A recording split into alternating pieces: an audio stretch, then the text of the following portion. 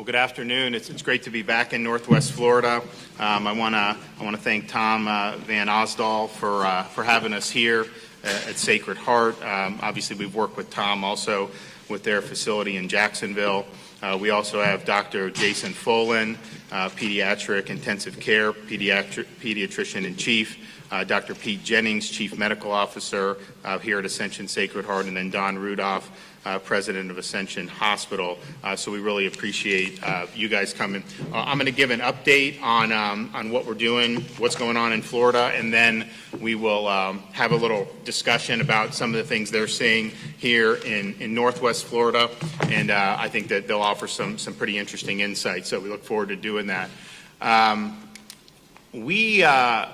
Here's what we've been seeing in terms of the cases that are coming in. And I know there's a lot of discussion about a number of cases and all this. And while the number of cases is something that you look at, what we've always looked at is the positivity rate of those cases. And the reason for that is for every case that's detected through a positive PCR test, there are probably 10 other infections out there. The CDC recently came out and said they believe that 10 times as many Americans have been infected as have actually tested positive. So that would mean instead of 25 million or 2.5 million, closer to 25 million.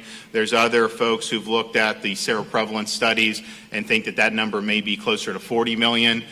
Whatever it is, I think everyone would agree that a positive test, the number of cases you detect, is not the sum total of the infections that you have throughout the community. And so if you test 25,000 people and your positivity rate remains stable, then you can double the testing capacity. You'll probably double the tests.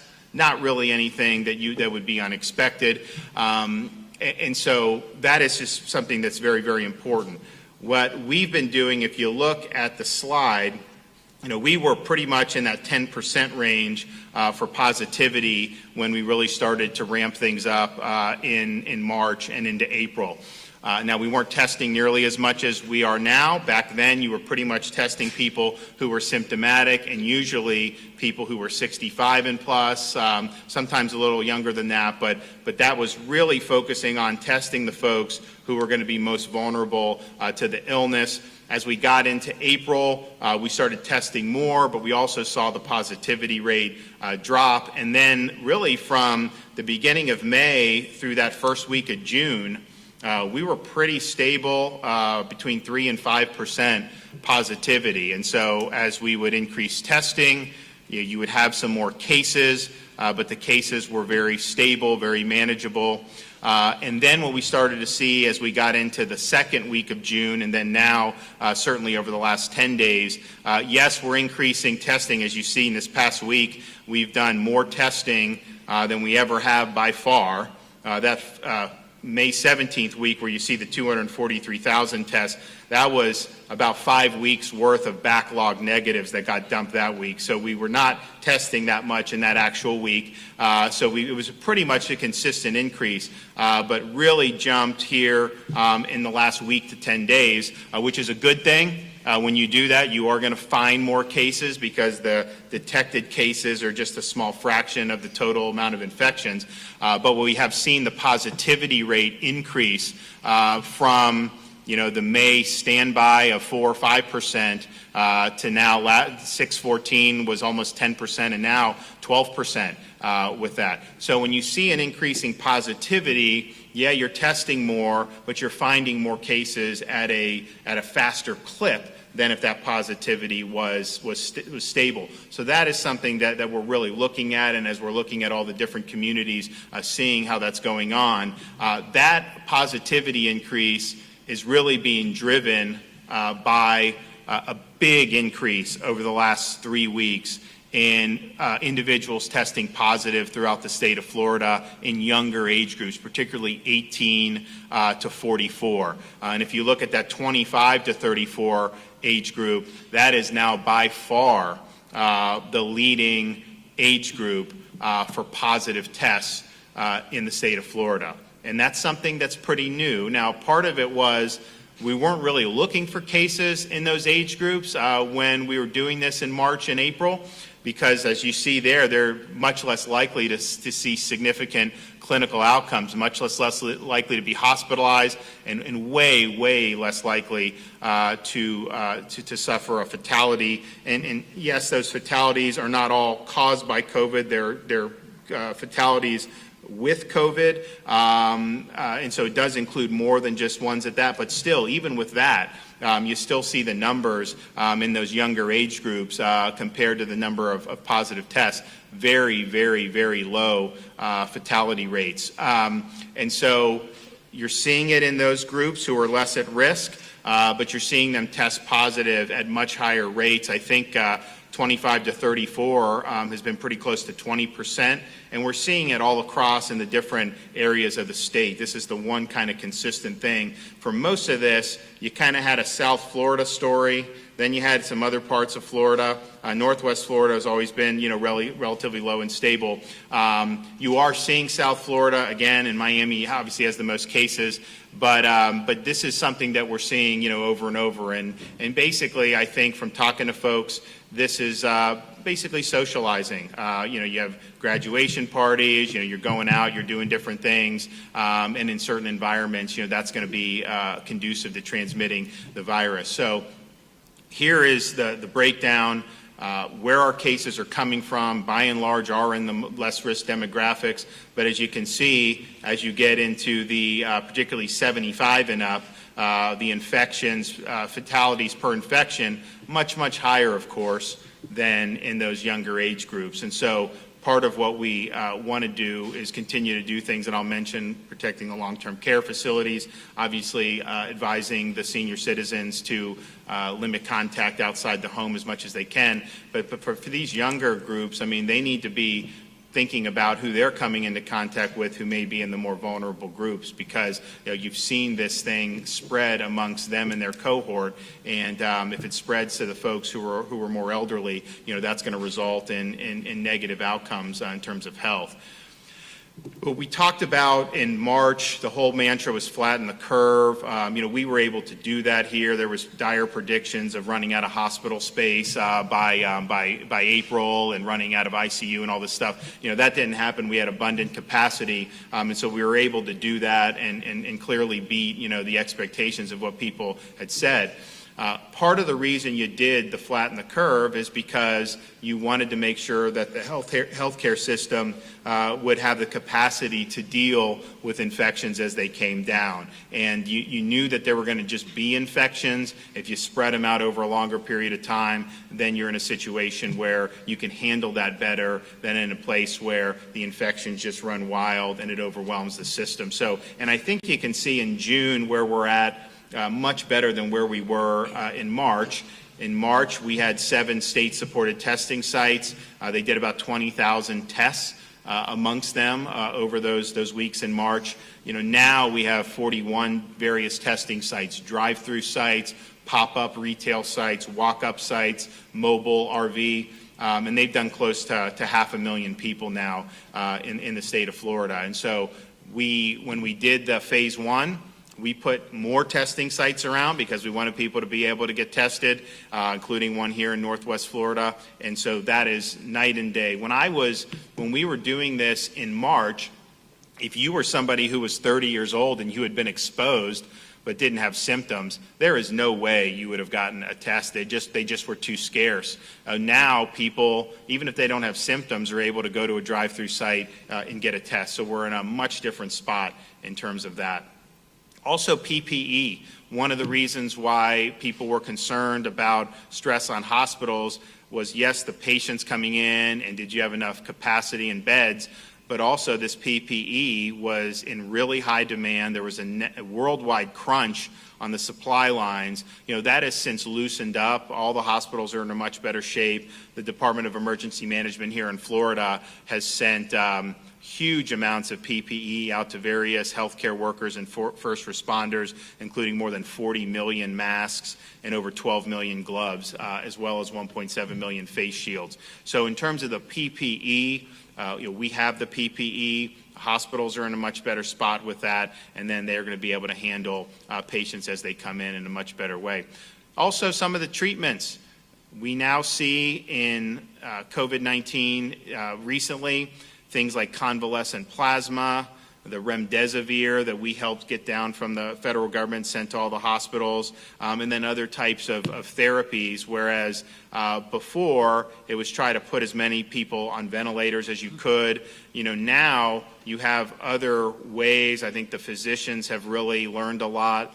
And then you're also in a situation where, we just have way fewer people, that need the mechanical ventilation now, as opposed to in March and early April, which is a really, really good thing. So learning about the virus, learning about the disease, and I think the folks throughout the state of Florida and the medical profession have really done a good job. And then we're also in much better shape with our long-term care facilities. Now, we did recognize this very early as something that was potentially a weak spot in terms of having a lot of vulnerable residents there to this virus. So we acted very early, working with the long-term care facilities, making sure that they were screening their staffs, banning visitors, and then banning hospitals from sending COVID-positive patients back into long-term care facilities early on in the pandemic, requiring mask and PPE of the staff who are going to interact with the residents and the state of Florida, because, look, a lot of these facilities were just not necessarily prepared for this. The state of Florida has sent more than 10 million masks just to long-term care facilities. I think over 500,000 face shields just to long-term care facilities. And so this was something that was a vulnerability, and we wanted to do all we could to help protect those residents. We also started something in April and have now really expanded it, having COVID-dedicated skilled nursing facilities, so that if you have an outbreak at a nursing home and you're not able to properly isolate the patient, maybe that patient doesn't need hospitalization in terms of their level of acuity, but they do need to be isolated. And so you now have these dedicated facilities. There's one right here in Pensacola. We have them in different parts of the state where these folks can be transferred so that they're not spreading the infection in their nursing home. And that is really something that we didn't have available in March. We now have a lot of that available throughout the state.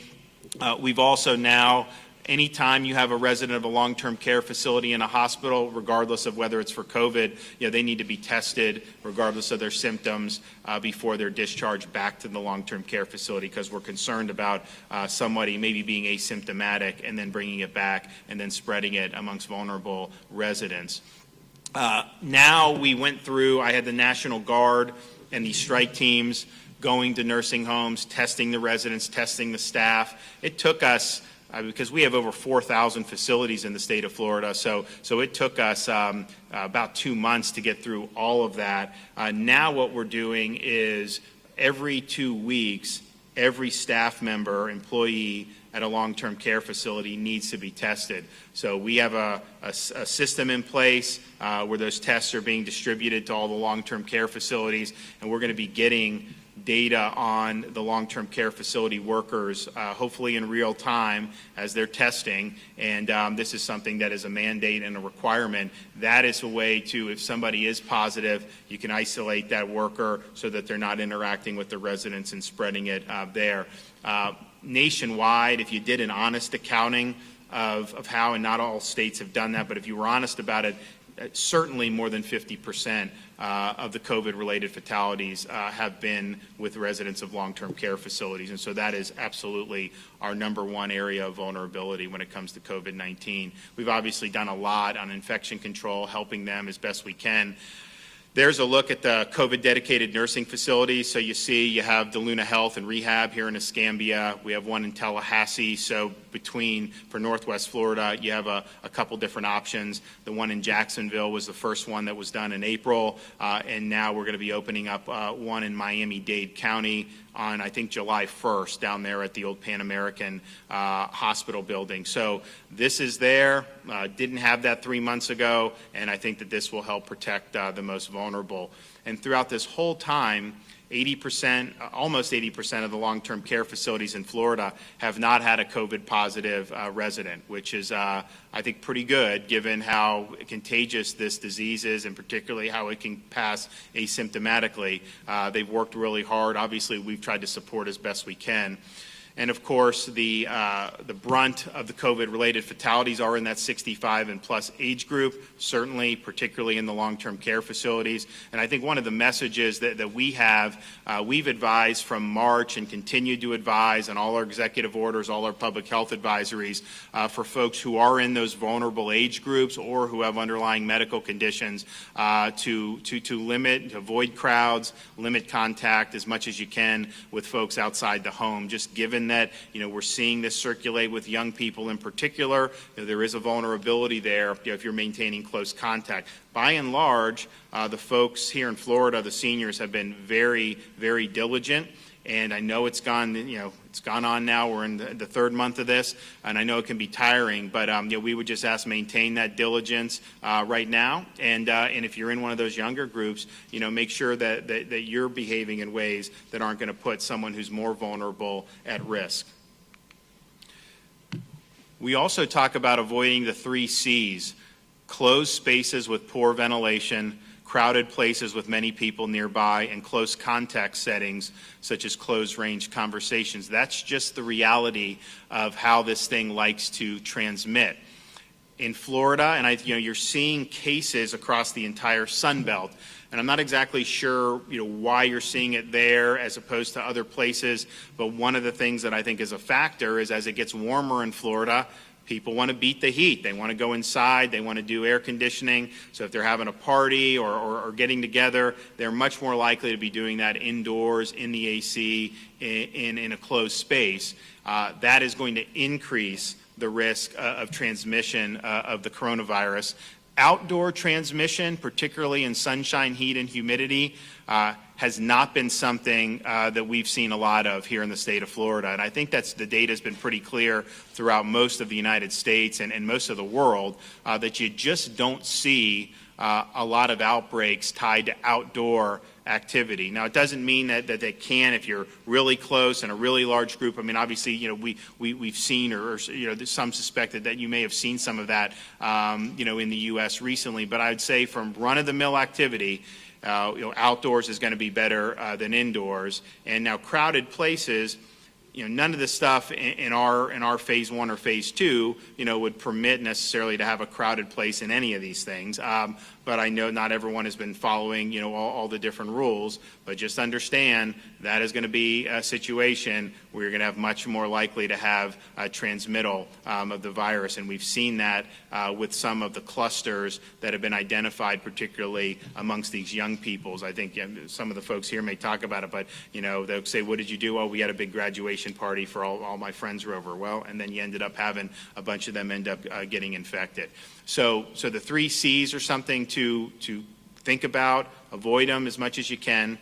And then in addition to that, particularly when you can't socially distance, wearing a facial covering. We've advised that since the beginning of May, including and especially for face-to-face businesses. And I think you've seen that with businesses who do things like hair salons and barbershops. You see a lot of restaurants where the servers are wearing the facial covering and the gloves. And I think that's a good thing to do. I think it gives customers a lot of confidence that you're really putting safety first. Obviously, washing hands. And if you are sick or have symptoms, then certainly stay home. You have an ability to get a test at all these sites, but stay home and don't infect other people. We think that's a responsible thing to do. So that's where we are. I think the increased cases are being driven, a lot of it because you are seeing much more spread amongst the younger demographic.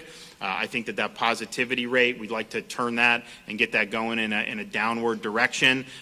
We are testing a lot more, and so part of this is you're testing in areas you wouldn't have been testing before, particularly in that 18 to 34 demographic. But it's important to identify who may be carrying this so that even if they aren't significantly ill from this, that they don't pass it to somebody else who may end up being more vulnerable to a serious illness. And so I appreciate being here. I want to turn it over to Tom to make some comments, and then we'll let some of the other physicians speak, and then maybe just have a discussion. So, thank you so much, Governor DeSantis, and we welcome you to Ascension Sacred Heart in Pensacola.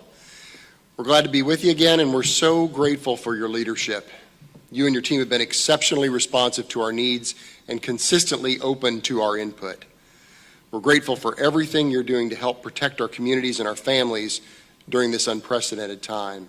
And we thank you for your strong advocacy on behalf of Floridians with the federal government as they provide aid in the form of CARES Act funding. And I really want to take this opportunity to recognize and celebrate our caregivers and our physicians, our associates, and our leadership team across Ascension, Florida and Gulf Coast, including those right here at Ascension Sacred Heart, Pensacola. Their efforts have been extraordinary, and they've gone above and beyond, tirelessly and selflessly, every moment of every day to provide clinically excellent, compassionate, personalized, safe care for every patient, every loved one, and they've cared for one another. I also want to emphasize, for anyone who needs care, especially if it's potentially for a serious illness or injury, don't delay getting the care you need. We have enhanced safeguards and state-of-the-art screening and infection prevention practices in place to ensure safety, clinical excellence, comfort, and healing. We continue our COVID-19 readiness and response plans to both eliminate the spread of the virus and to immediately surge, if necessary, to care for an influx of patients should we experience that. And we continue to lead Pensacola and the Panhandle in providing COVID-19 testing, including at our multiple drive-through locations. As we continue to work in close partnership with local, state, and federal authorities and health officials, we also need your help from everyone across our community. You can help by following the guidelines that we've been encouraging you to follow all along. Wash your hands frequently, maintain appropriate physical distancing, and wear a mask in public to protect others. This is a public health safety measure similar to safety standards we follow every day, like obeying traffic laws. This is no different. Take care of each other. Don't leave home without a mask. This challenge is far from over, but I'm confident that we'll get through this together and emerge smarter and more unified as Floridians than ever before. And again, we thank you and welcome you, Governor DeSantis. And now it's my pleasure to introduce the president of Ascension Sacred Heart Hospital here in Pensacola, Dawn Rudolph. Thank you, Tom. I'd like to echo actually what Tom said, and thank you, Governor DeSantis, Mayor Robinson, and all of our local and state leaders and our healthcare workers here today. This pandemic has been unlike anything any of us have seen in our lifetimes, and we thank you for your leadership and collaboration as we worked through it together. To all of our healthcare professionals and essential workers everywhere, thank you for all that you continue to do. We know that it's not easy, especially for those that are in the front line. And I also especially want to thank everyone at Ascension Sacred Heart, Pensacola, for their tireless, selfless devotion to our patients and their loved ones. To our Ascension Medical Group staff here in Pensacola, thank you for your commitment to being the first to set up community-based drive-through COVID-19 testing and for continuing to do it today. Thanks to you, we've conducted more than 13,000 tests since we started back in March. We are grateful for our wonderful laboratory staff who enabled us to quickly begin analyzing tests in-house so that we could reduce the turnaround time and preserve PPE. We've been blessed to be able to assist other community hospitals and facilities across the region with quick analysis of their COVID-19 samples. I want to emphasize this. If you feel sick or have come into contact with someone with COVID-19, go get tested and quarantine until you get negative results. This is an important step to help us contain this virus and protect our healthcare workers. You've probably heard this a lot, but it's worth repeating. If you need emergency care, whether for your adults or for the little ones, do not delay. We are here and we're open to safely care for you, just as we've always been, especially in cases of stroke and heart attack, and don't let the concern about the virus keep you away. We are here for you. Again, thank you to our staff, to government and public health leaders, and to this wonderful community who has supported us and had been alongside us throughout this entire fight. We appreciate the collaboration. We all have to be in this together to keep our community safe. Thank you. And now I'd like to introduce our Chief Medical Officer for Ascension Sacred Heart Pensacola, Dr. Peter Jennings. Thank you, Dawn. First and foremost, I want to thank all the doctors, nurses, and many wonderful caregivers and support teams within the community and across Ascension Sacred Heart. And thank you to the governor, the mayor, and our community as well for all of the support. Our state has seen a notable increase in COVID-19 cases in recent days. But there are steps that every single one of us can and should be taking to stop the spread of this virus. No matter your age or your health status, everyone needs to take this virus seriously. It can be unpredictable and impact people of all ages. Here are some steps we must take right now to stop the spread. Maintain social distancing. Keep at least 6 feet between you and others when in public. Don't gather in crowds. Wear a mask in public, especially if you're in an area where you can't social distance. I wear one to protect you, you wear one to protect me. As Tom said, this is a public health decision, and the latest research has shown that when everyone wears a mask, it can cut down on the likelihood that you will get COVID or give it to someone else, especially the most vulnerable in our community. I can't stress the importance of this enough. Wash your hands frequently with soap and water for at least 20 seconds each time, especially before eating, after touching anything, and after being in public. Have hand sanitizer with you in case soap isn't available. When coughing or sneezing without a tissue, cover your mouth and nose with the inside of your elbow. Don't touch your face. Stay home if you feel sick. Keep surfaces clean and be sure to give disinfectants the adequate contact time with the surface to ensure it's properly cleaned. Disinfect frequently, especially on those items that are frequently touched, such as grocery carts, car keys, doorknobs, door handles, and shared surfaces. If you have symptoms of COVID-19, get tested immediately and stay quarantined until you have a negative result. It's going to take all of us working together to stop COVID-19 from spreading. But we can do this. We can by following these guidelines and any other guidelines from the government and health officials, as well as advice from infectious disease experts to help stop this highly contagious, deadly virus from spreading. Next, I'd like to introduce Dr. Jason Fallin, Pediatrician in Chief of the Studer Family Children's Hospital. Thank you, Dr. Jennings.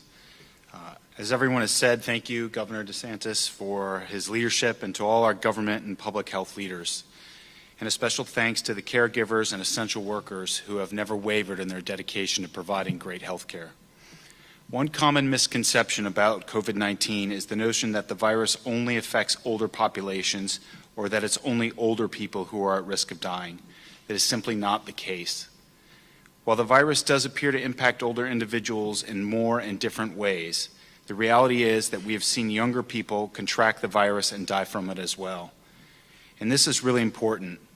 Even if you get the virus and do not show symptoms, you can still pass it along to your parents or grandparents or any other loved ones who are in more vulnerable groups or have pre-existing conditions.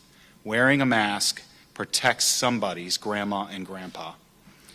So we all need to take this seriously and think about how our actions can not only negatively impact our health, but can also negatively impact the people around us. Now is not the time to get complacent. The virus is here, and we all have to work together to keep ourselves and everyone around us safe. Finally, I want to reassure all parents that we are here for you at the Studer Family Children's Hospital at Ascension Sacred Heart. We have safety protocols in place to ensure your safety should you need us. So if your little ones need care, please don't delay in seeking it. Thank you. Well, great. Well, I appreciate everybody. Now, Tom, you said, if you need care, come in. Can you explain what differences you saw? I mean, obviously, when we got into March, the elective procedures were suspended, but I think you guys, everybody saw a decline in people coming in for things like heart and stroke. Describe that, and have you seen it rebound back to normal levels? Most definitely. So we really saw numbers, and most hospitals did, saw numbers in the emergency departments drop pretty significantly, and folks that really needed to access care emergently were deferring or electing not to, or ignoring, or wanting, out of respect for the busyness of the hospital, wanting to stay away and let them sort of deal with COVID-19. And many of those folks suffered very serious health outcomes as a result of that. And so too with folks with mental and behavioral health needs that were deferring care that they needed. And we saw, an increase in untoward events with individuals with mental health issues. And so that is one of our key messages. If you need care, we're here for you, and you need to get the care you need as soon as possible so the illness or the disease does not progress further. And we are seeing a rebound in volumes to our emergency departments. We are seeing folks begin to come back.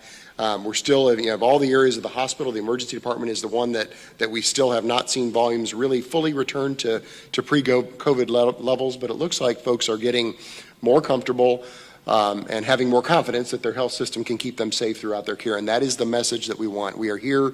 We can take great care of you. The last thing you need is to delay care that you need to get urgently. As Dawn said, if you're having symptoms of chest pain, the worst headache that you've ever had, shortness of breath, those types of things really need treatment urgently. And we're here for you, and we want you to come get the care you need. I think in March and April, some of the reason people didn't come is because they were worried that they would catch the virus in the hospital and then obviously suffer negative consequences as a result of that. But then there were also other people that thought, well, the hospitals don't have any room, because there was a lot of that in the media at the time about hospitals being overwhelmed. So I think they just said, look, I have something, but I'm just going to wait because I don't want to impinge or use up any resources. But you guys have capacity, and so the message is, you can treat all comers, COVID and non-COVID, correct? Absolutely correct. We will keep you safe throughout the course of your care, and we have plenty of room. We have plenty of capacity, and we're here for you. Great. Dawn, can you talk about some of we were talking about the testing, particularly lately with the younger people, how that's gone, and how that's been driving the numbers, because I know you guys are testing a lot now. Right. In our mobile site testing area, when we started out, we were seeing a little over 100 people a day. And we encouraged people to come even over the weekends, and then we scaled back as we saw the community testing need decline. But then over the past couple of weeks, we've really seen a ramp up in number of tests, to the point where I believe on Friday we got up to about 500 coming through our mobile test site, and had to institute new processes just to get people through, so we weren't backing up on Bayou Boulevard. So it's been young kids at the early of the part of the week, and then as they go home, maybe parents are coming in, and so yes, we've seen families coming together to get tested. And have you seen a lot of families, all like a family unit test positive, living under the same roof? Is that Exactly pretty common? Right. Yes, sir.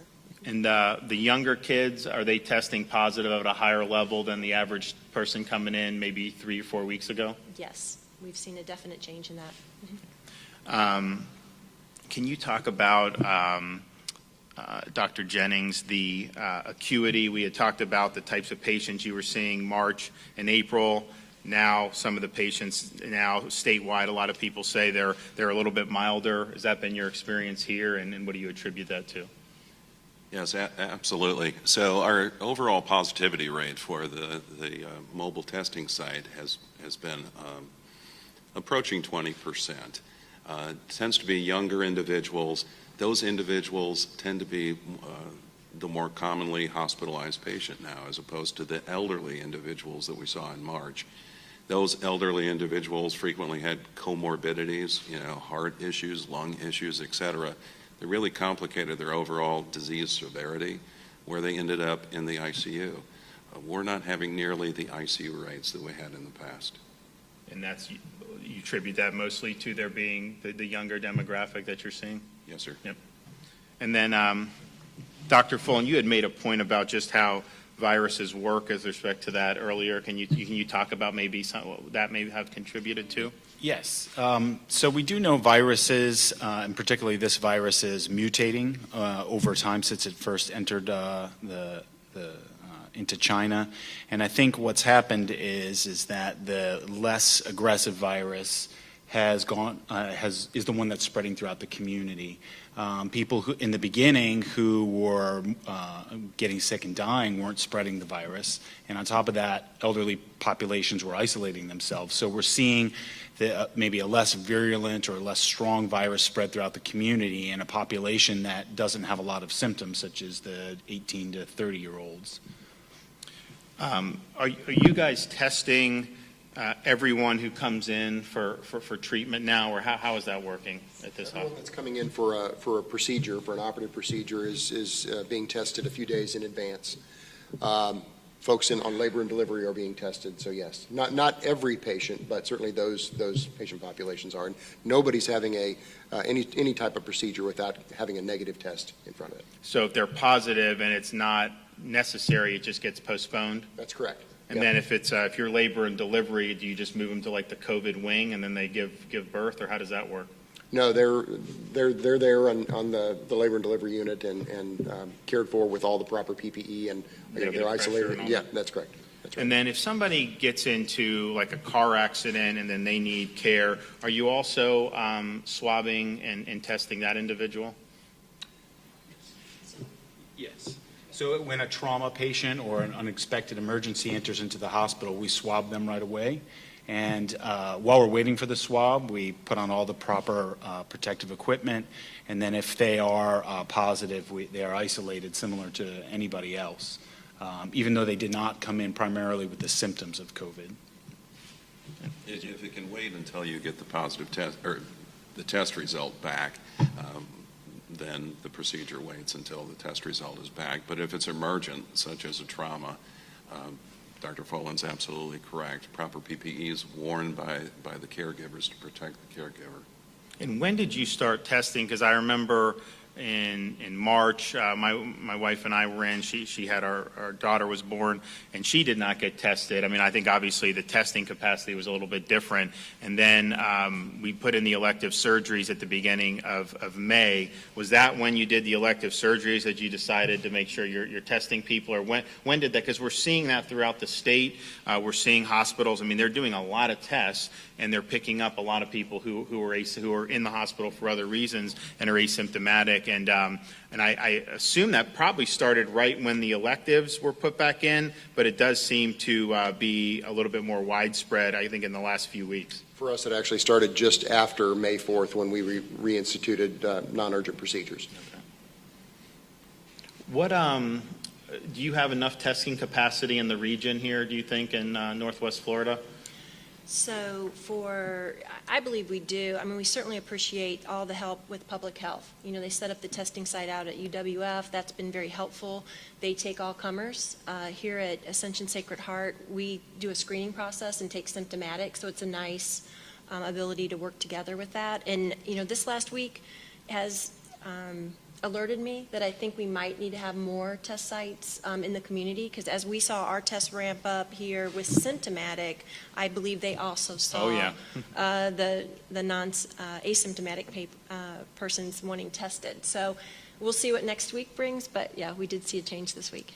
Yeah, no, we've seen huge. I mean, I was going around all throughout May just asking people to go get tested, just because we have all these sites, and it was relatively low traffic. And then as we got into mid-June, then because obviously you started to see more outbreaks, and so then people were really interested in testing. So throughout the state, I mean, we've doubled the capacity of some of the drive-through test sites where they were set up to do 750 or 1,000. Now they're set up to do 1,500 or 2,000 folks going through. And I know there's other folks, there's other places that are going to be doing things.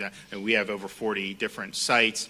The counties all got a lot of money from the CARES Act, and I know some of them are putting more money into having the testing, but we are testing probably twice as many people on all our sites over the last week than we were, throughout all of May. I mean, we had these sites set up really from the beginning of May and added some throughout May, and it was very steady as she goes, but nothing major. Now you're starting to see more demand. Of course, our sites, you don't have to be symptomatic, so we're getting a lot of folks coming in who believe they may have been exposed or their work wants them to go in, and they are not symptomatic, but then they test positive. Now, obviously, they can develop symptoms depending on where they are on that road, but many of them are either not symptomatic or simply minimally symptomatic. Any other messages for the community? I mean, one of the things I would just say is that this has been a very relatively mild issue in Northwest Florida as opposed to a place like Miami-Dade County. But I think it's just important to realize that they have been seeing more people test positive, particularly in that younger demographic. And, if you're in some of those vulnerable groups, maintaining, the proper social distance and limiting contact, is a smart thing. The number one vector that we've seen throughout this is the home, because those are the people that you're in close, sustained contact with. And if you're in a situation where you have multi-generational family housing, that presents risks, particularly if you have an elderly resident of the home. So those are things that I think folks should be thinking about. It seemed like that as we got into kind of the end of May, beginning of June, COVID fell out of the news. People were focusing on a lot of the demonstrations, all these other things, and I think folks just assumed, hey, maybe this is gone. It's not gone. We knew that from the beginning. It's not the way these things work. We were able to flatten the curve. We're in a much better place to be able to deal with this now, but at the same time, it's something that you got to remain vigilant over, and I think you're starting to see that more, but particularly in a place like Northwest Florida that's had that's had less impact from this, you could definitely see more impact, if you're not careful. So, but we appreciate, all you guys and all you're doing. And with that, any questions for me or anybody else? Yes, sir. I have a question. On the new, less aggressive strain of the virus, could you explain a little bit more about that? And then what's the treatment for 30 and 40-year-olds? What's the treatment if they do test positive? So two questions, right? So the less aggressive strain seems to be a theory that exists, and we need science to really do the studies to back up that theory. So it's just what is circulating in the medical community. So to dive into that a little bit deeper, if you get sick very quickly with an aggressive strain, you're not out in the community or in your room, you're not spreading it. But if you have symptoms much like the common cold, you're spreading it all over the place. And so that's what other viruses, that's how they behave. And so there are similar patterns in this virus and that behavior. And then the second question was again?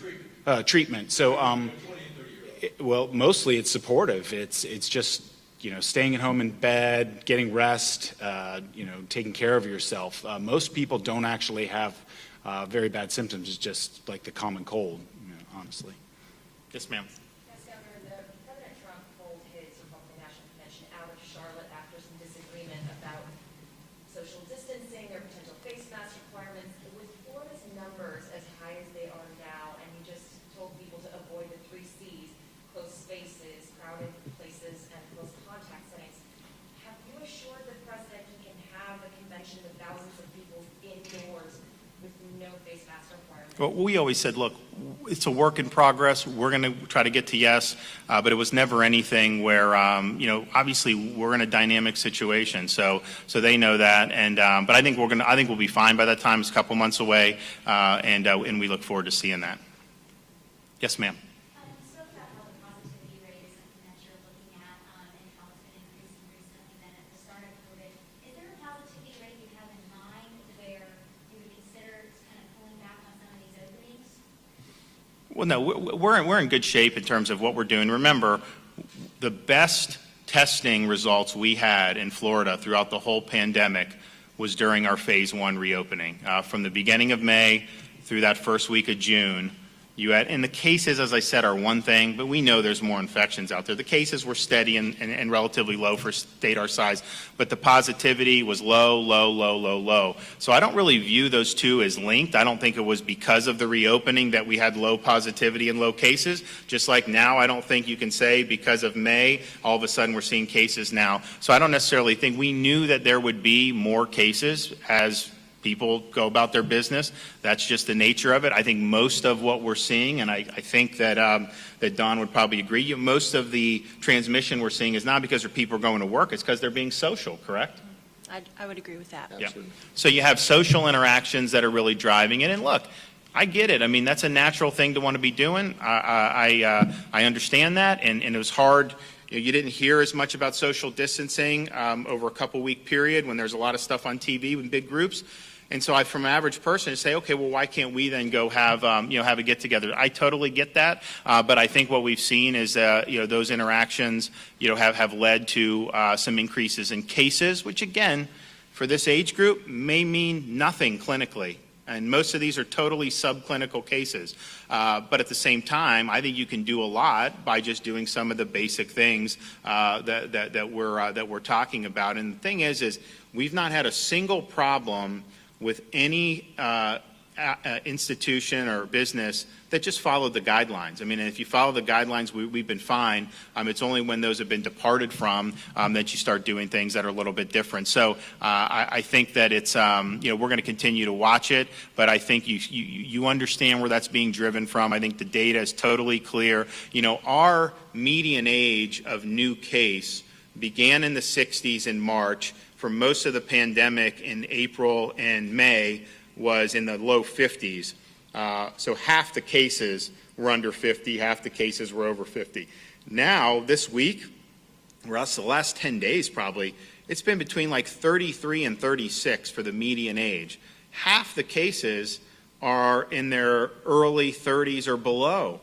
And then of the ones that are over that, there's a huge bulk of them in their late 30s and in their 40s. So it's been a real significant shift in terms of who's testing positive, and who's testing positive at the higher rates. But I think it's something that can be dealt with by just taking some basic precautions. And I think you've seen that here. I think you'll see that here in Northwest Florida as well. Yes, sir. Governor, thanks for coming over to the Western Panhandle today. Craft brewers are a growing small business segment here in the Panhandle. They're saying frequently, the ones we've talked to, that the state has not given them an opportunity to align their operations to the requirements that restaurants serving alcohol have. Many of them have been job creators in the last year and a half, and now they've had to lay people off and close down again. What would you say to the craft brewing industry here in the Western Panhandle and elsewhere? So my view is, we want people to be able to operate in an environment that minimizes risk. And so the guidelines that were put out basically treated those entities similar to a restaurant, where you have limitations on capacity and social distancing enforced inside the establishment.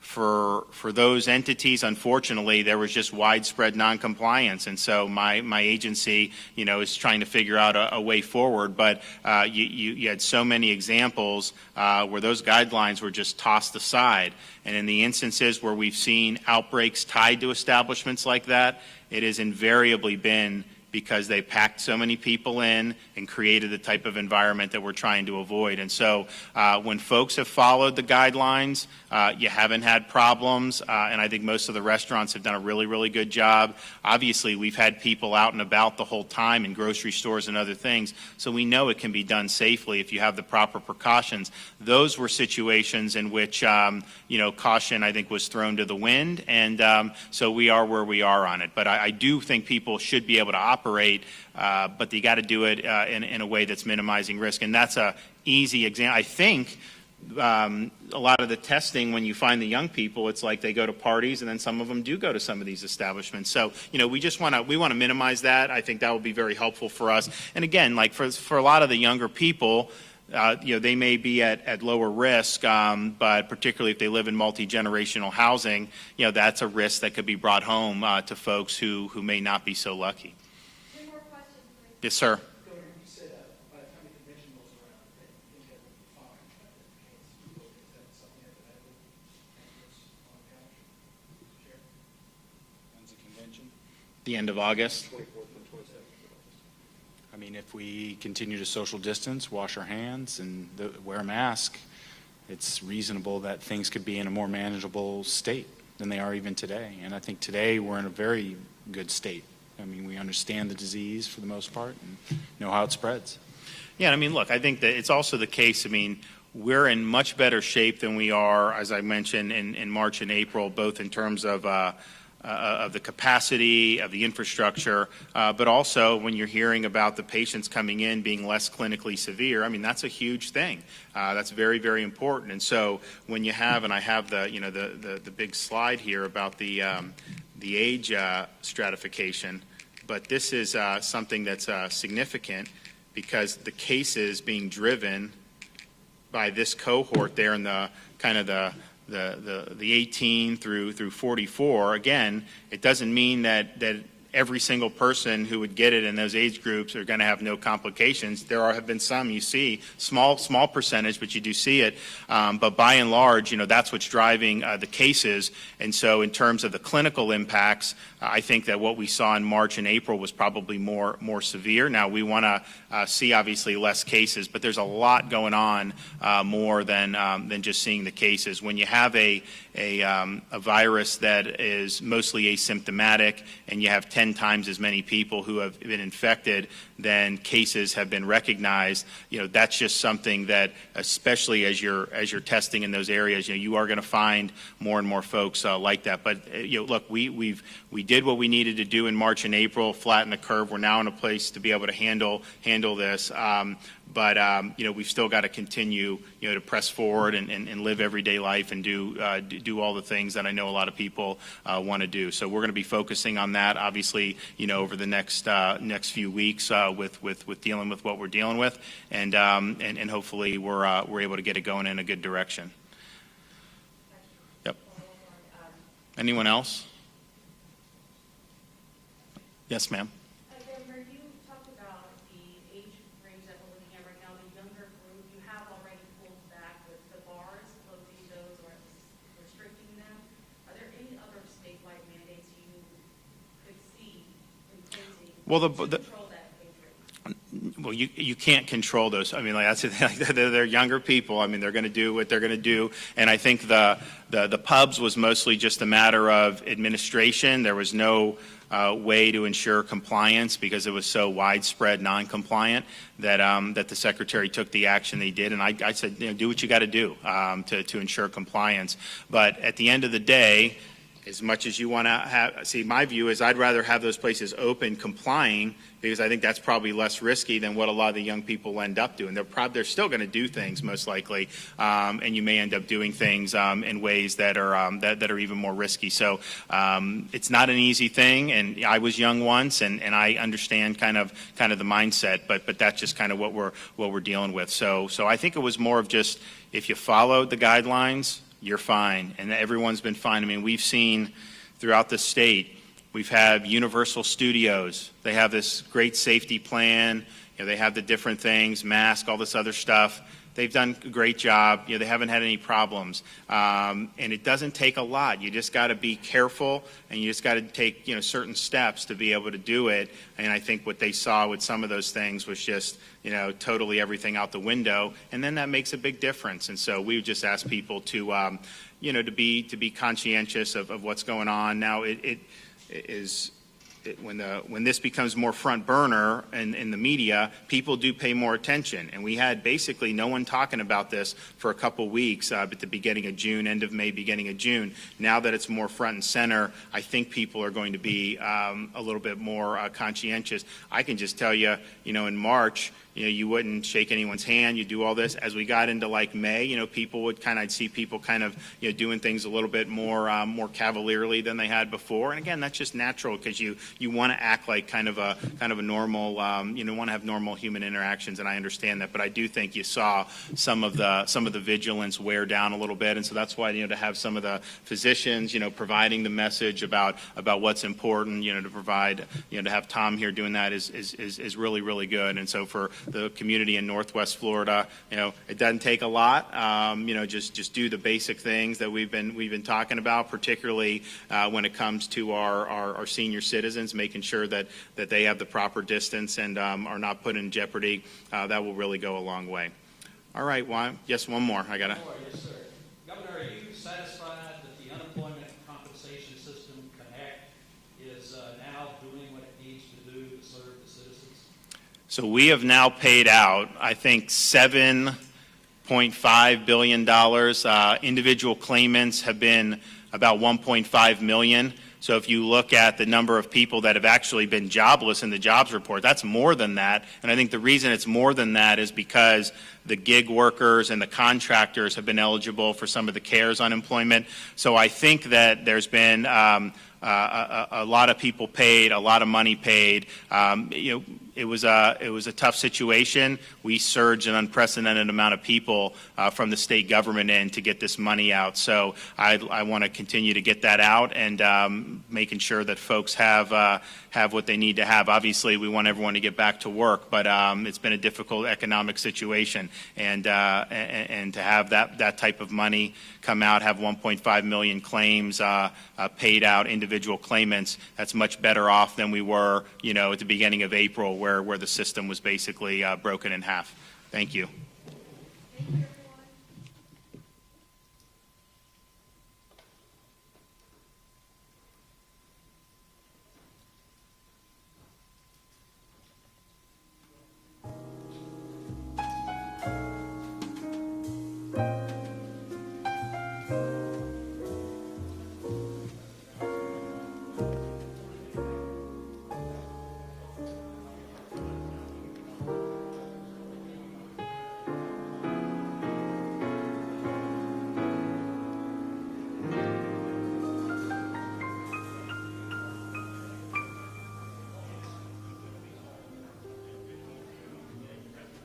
everyone.